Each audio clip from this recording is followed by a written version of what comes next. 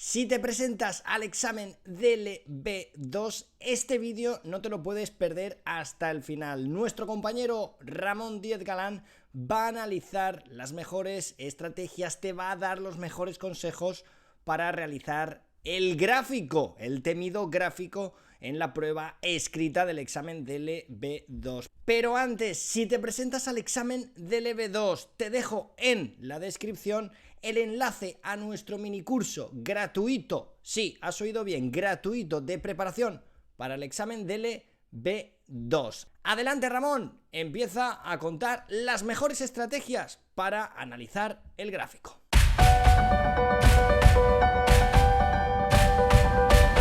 Buenos días, mi nombre es Ramón Díez Galán, soy profesor de español de Spanish Classes Live y también autor de algunos libros de preparación para exámenes y de aprender español en general.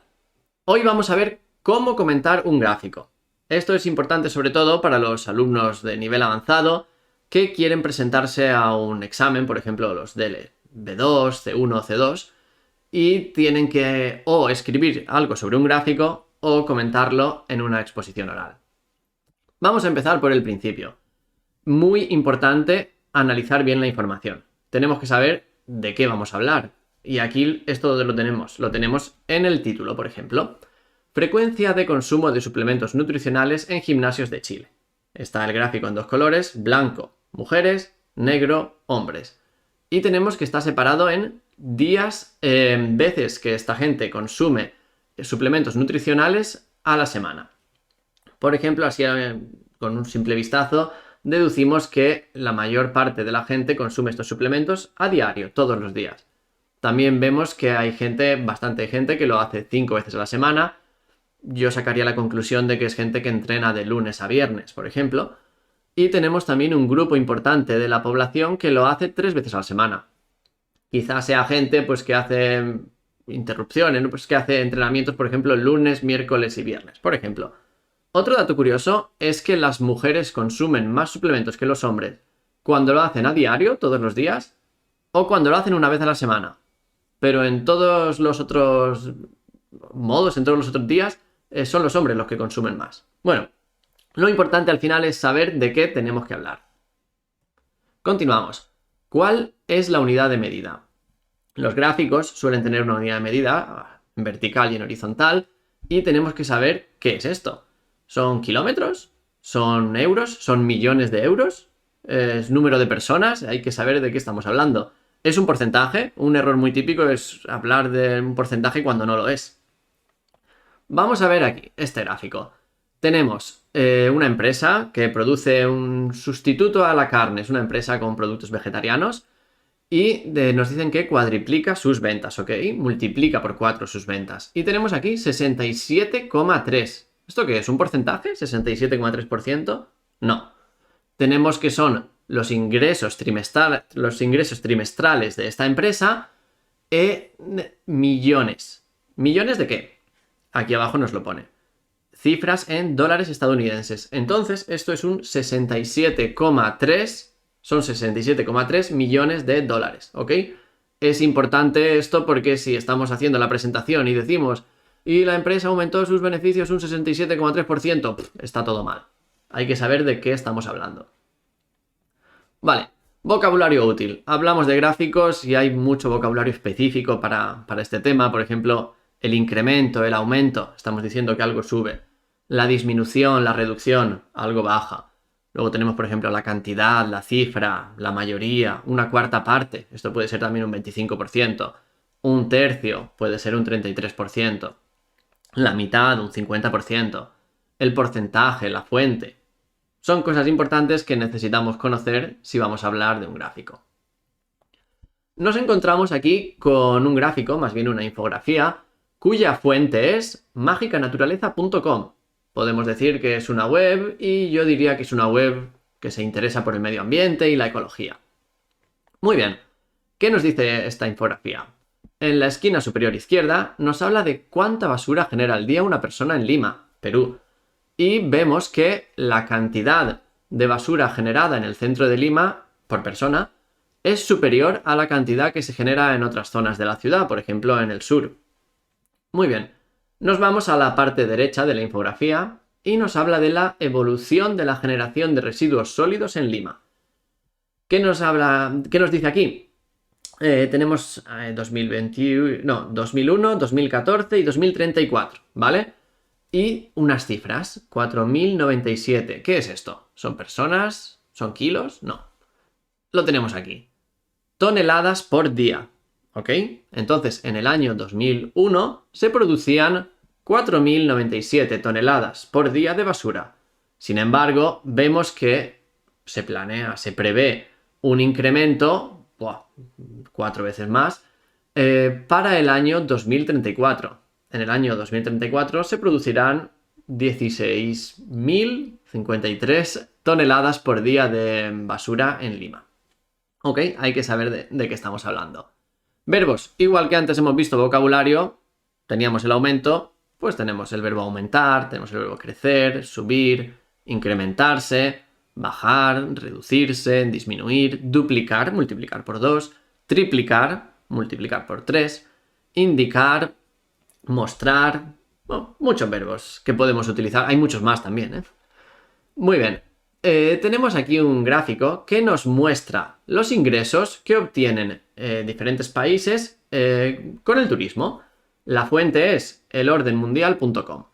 Y vemos así a simple vista que Estados Unidos, triplica los ingresos de otras potencias turísticas, como por ejemplo España o Francia.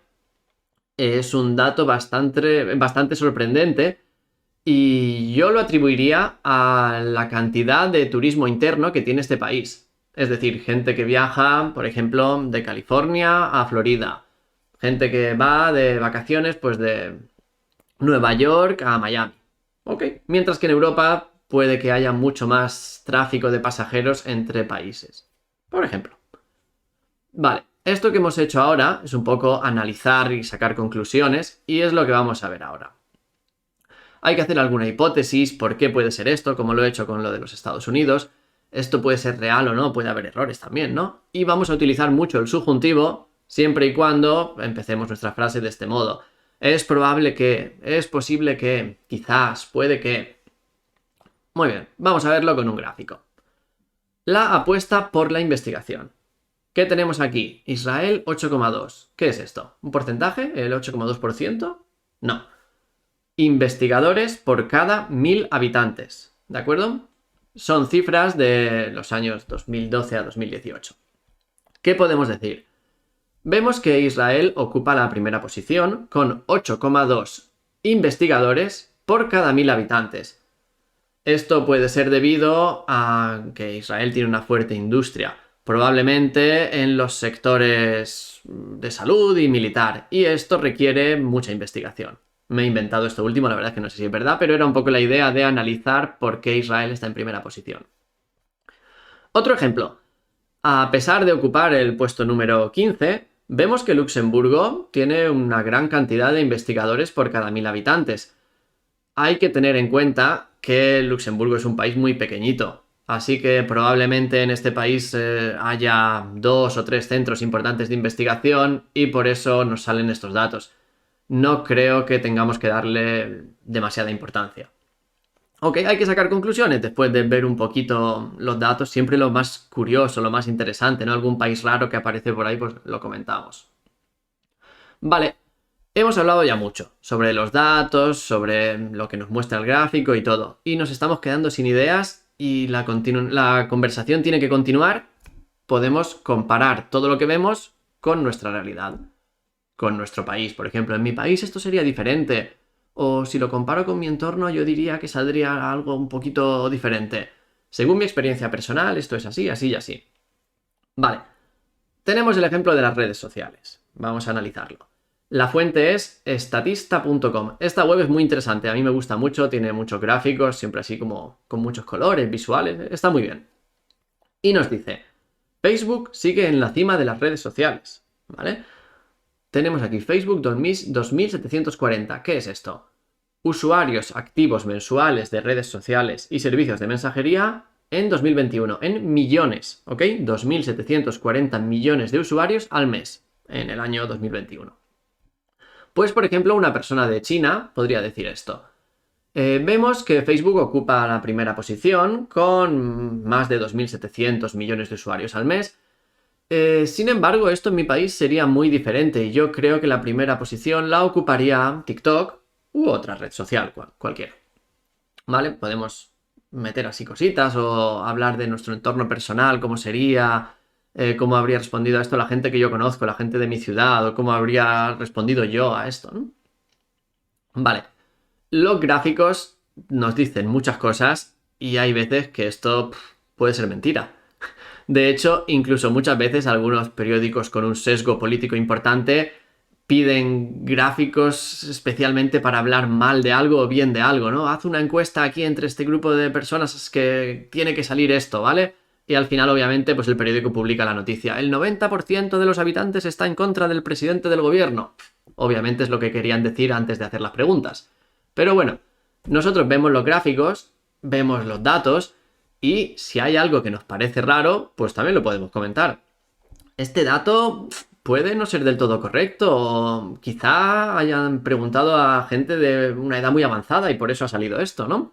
O si tenemos en cuenta que estos datos se tomaron durante la época de la pandemia, pues es normal que la gente haya dicho que no viaja, ¿vale? ¿Qué tenemos aquí? Un gráfico de, otra vez, statista.com es la fuente. Las vidas que se cobra la droga en Europa. Muertes debidas al consumo de droga por cada millón de habitantes, ¿ok? Tenemos que en Estonia, en Suecia y en Noruega ha muerto mucha gente, por esto está bastante por encima de la media de la Unión Europea. Pero, ¿qué podríamos decir? Bueno, tenemos estos datos, pero es posible que no estén bien, porque ¿cómo sabemos cómo se informa en cada país sobre las muertes por droga? Es posible que en España haya muerto más gente y sin embargo el hospital no haya reportado que han sido muertes por droga, sino que simplemente han sido muertes. O muertes por otra enfermedad que también padecía el paciente. Aquí hay que tener en cuenta las cifras que cada país ha aportado y estas cifras pueden ser muy diferentes. Por ejemplo, ¿no? Es una idea. Lo importante, hemos venido a aprender y para aprender hay que practicar. Varias cosas que podemos hacer. Bueno, si os presentáis a un examen de estos de nivel avanzado, os puedo recomendar libros. Nuevo DLC 2, nuevo DLC 1, nuevo DLC 2, con todo el tema de gráficos y tal. Los podéis encontrar en Amazon y también están en Spanish Classes Live con cursos de preparación para los exámenes, cursos online que están muy bien. Más cosas que podemos hacer. Ejercicios.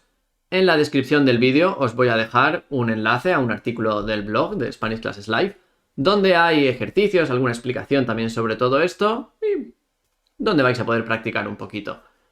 Y por último, vamos a practicar también aquí en YouTube.